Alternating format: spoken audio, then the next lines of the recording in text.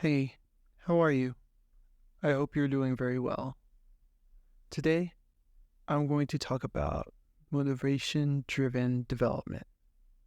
So, recently I wrote an article called Spending an Hour to Automate Away Minutes is Perfectly Fine. And the idea in this article is even when you never break even on the very locally, measured benefit of and I don't mean locally measured. I mean like shallow measurement. Like it requires a shallow measurement system in order to determine that some automation is not worth it. Because when you measure really deeply, you realize, oh, with every single thing you do, you get better at what you do and you get smarter at doing whatever it is that you just automated or developed or whatever. So, one of the costs of not building something is the cost of never having experienced that thing and never having learned from it or grown from it, right? The only code that teaches you absolutely nothing is no code at all. And so I I think I'm actually interested in exploring an even more strict stance than this. I just think that I'm starting to wonder if we can take this to the extreme and what happens when you do that. So motivation driven design or motivation driven programming, whatever you want to call it, it's this idea that the bottleneck in a lot of your side projects is actually just going to be your motivation. So anytime you're excited about something, just code it up and write bad code if you need to. And oftentimes you will need to. So get comfortable writing that bad code. Explore that idea. And don't let anyone tell you that your side project has bad code quality or that, you know, you shouldn't be doing XYZ, programming style or XYZ oriented programming because it's not optimal for this use case. I think those kinds of objections are very shallow because they don't take into account the full context of why you're even programming to begin with, right? I think what's essential to encapsulate in any computation is the motivation of doing whatever. You see, sometimes it's very hard to get someone to be, willing to do something.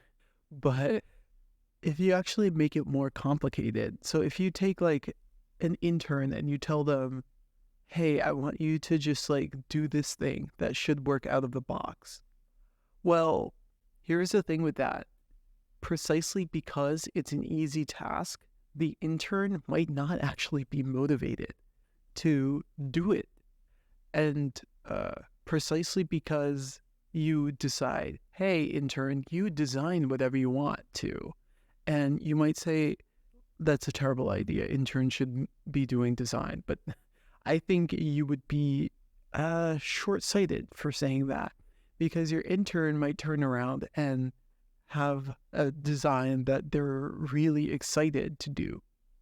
And that excitement might lead to more learning than any possible alternative for that intern and for you as their mentor. And so that little story was just there to indicate that sometimes making things overcomplicated and over-engineered or whatever is the right choice for, these constrained situations where the limiting factor is actually your motivation and it's not actually any technical resource. If you don't want to do something, it's not going to get done easily. Like, you procrastinate those things that you don't want to do, right? It's not because they're hard. It's not at all because they're hard.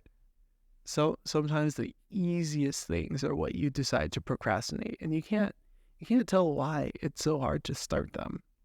Maybe it's the fear that it'll be like mind-numbing, painful work, and you'll mess up halfway through and then have to start over from the beginning. Maybe it's the fear that, or maybe it's the vacuous optimism that, oh, one day I'll just like wake up and feel like doing that thing. So I just feel like motivation is something we would all benefit from incorporating more into our calculus when it comes to development. If you're not excited to be doing what you're doing, even if we mathematically prove that it's the optimal thing for you to be doing, unless we're taking into consideration your personal growth from it, and unless we're taking into consideration how excited you are to do it and who you will be after it's done, unless you take all that into account, your mathematical optimality is shallow. And that's pretty much it. So, if you made it this far, thanks for listening, and I hope you have a good one. Take care.